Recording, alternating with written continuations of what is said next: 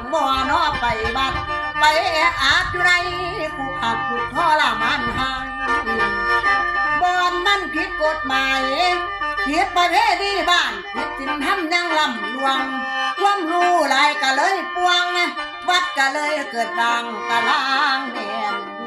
อยู่บ่เศร้าแล้วคนเฮาเอ่ยเป็นสาวกพุทธเจ้าเป็นพงเฮาอรหันต์ล้ำหูจักกันหัวแหงยังแข่งกันเอ้ยทำ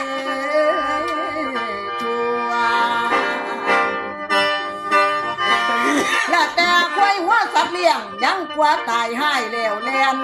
บัดคนหัวแก่นแก่นจอนเจ้าของขันบ่ได้เลยทำให้ดอกบุญไม้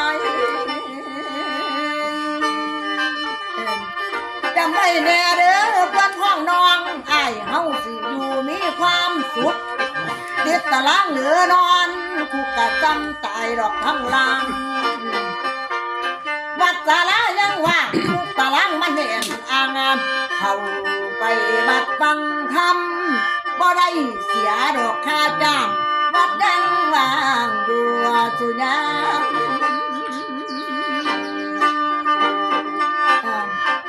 จำได้แน่เด้อพี่น้องทุกกรรมทำเป็นเครื่องเตือนสติทำความ